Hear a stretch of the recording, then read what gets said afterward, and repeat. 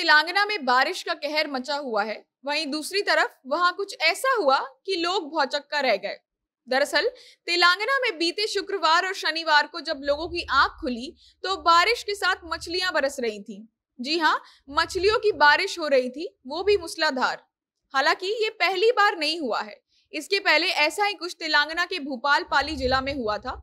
इसी के साथ उत्तर प्रदेश में भी ये वाकया देखा जा चुका है और इंटरनेट पर तो वीडियो भी वायरल हुआ था। लेकिन क्या आप जानते हैं कि बादल से मछलियों की बारिश होने के पीछे का क्या कारण है? क्या ये मछलियां वाकई स्वर्ग से आती हैं या फिर कोई साइंटिफिक कारण है इसके पीछे? बताएंगे आपको। लेकिन उससे पहले नमस्कार, मेरा नाम है शांभवी शर्मा। आप जनता जंक्शन का स्पेशल सेगमेंट क्या आप जानते हैं देख रहे हैं। इंग्लिश के कई फ्रेज यानी कहावत है जो हमारी जुबान पर रहते हैं। अगर आपने ट्रांसलेशन की प्रैक्टिस बचपन में की होगी तो it's raining cats and dog यानी कि मूसलाधार बारिश हो रही है, ये जरूर सीखा होगा। कैट्स एंड डॉग का तो पता नहीं, लेकिन मछली, मेंढक, ऑक्टोपस, स्टारफिश तो जरूर बारिश में बरसे हैं आसमान से। पिछले साल उत्तर प्रदेश के भदोही जिले में तेज हवाओं के साथ मूसलाधार बारिश हुई, जिसमें पानी के साथ मछलियां भी बरसने लगी। लोगों का छत, बगीचा, खेत मछलियों से भर गया था और पूरे इलाके में लगभग 50 किलो मछली इकट्ठा हुई। लेकिन लोगों को लगा कि अगर ये मछलियां जहरीली हुई तो अनहोनी हो जाएगी, इसीलिए सारी मछलियों को तालाब या नदी में छोड़ दिया गया और ये काम किया वहां के स्थानीय लोगों ने।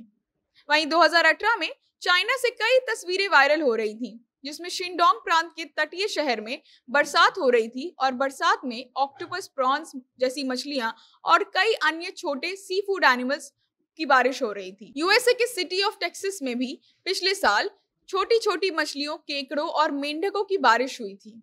तो इन उदाहरण से आप समझ गए कि ये एक ऐसी प्रक्रिया है जो कई जगह हो चुकी है। लोग इसे एनिमल रेन भी कहते हैं।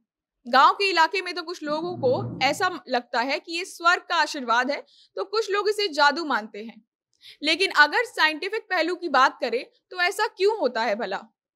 जब भी ऐसा कुछ होता है कि एनिमल रेंज जैसा कुछ हो और आपने सुना हो, तो इसमें वही जीव दिखते हैं जो पानी में रहते हैं, यानी कि एक्वेटिक एनिमल होते हैं।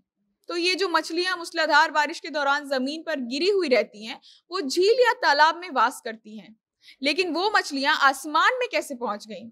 कहा जाता है कि इसके पीछे वैज्ञानिकों का शोध लंबे समय से चल रहा है और कोई पुष्टि नहीं कर पाया है ठोस और असल कारण का। लेकिन एक रिपोर्ट जो सबसे ज्यादा एनिमल रेन के कारण को समझाती है, उसके अनुसार पानी का कॉलम या टॉर्नेडो की वजह से एनिमल रेन होता है। जैसे ही टॉर्नेडो अपने तेज रफ्तार को पकड़ता है और किसी समुद्र के पास या उसके तट के पास से गुजरता है या फिर समुद्र के तट को पार कर लेता है, तो पलक झपकते ही पानी की तेज रफ्तार वाले तूफान में तब्दील हो जाता है। पानी के तूफान की हवा इतनी तेज गति से चलती है कि उसके अंदर एक किस्म का वैक्यूम बन जाता है, जो पानी के ऊपरी हिस्से पर मौजूद मछलियां, मेंढक, केकड़े और अन्य हल्के जलीय जीव को अपने साथ खींच लेता है।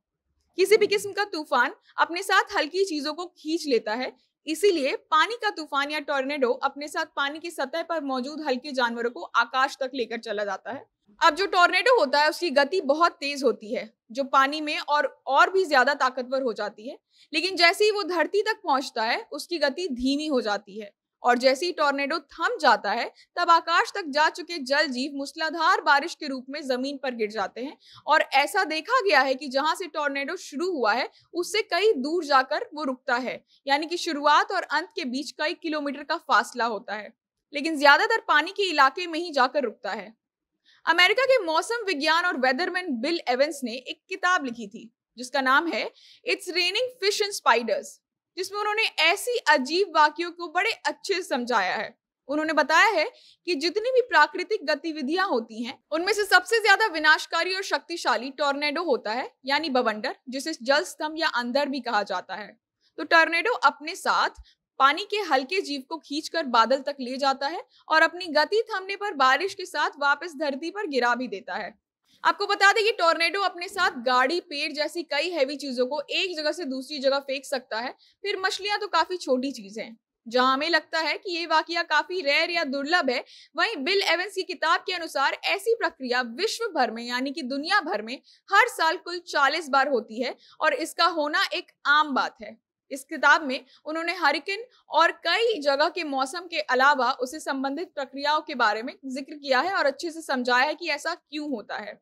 अब चूंकि पॉल्यूशन के कारण बारिश का पानी एसिडिक हो चुका है और पहले की तरह स्वच्छ नहीं माना जाता है, तो बारिश से गिरी हुई मछलियां या अन्य जीवों को लोग विषैला मानते हैं, यानी कि हानिकारक मानते हैं, और अक्सर उसे वापस पानी में ही फेंक देते हैं। इसी के साथ ये जानकारी बाकी लोगों तक पहुंचाना ना भूलें, शेयर करके। आप हमें फेसबुक पर देख रहे हैं तो पेज को लाइक करें, यूट्यूब पर देख रहे हैं तो चैनल को सब्सक्राइब करें। कैमरा विशाल संभाल रहे थे, आप जनता जंक्शन देख रहे थे। बहुत बहुत धन्यवाद।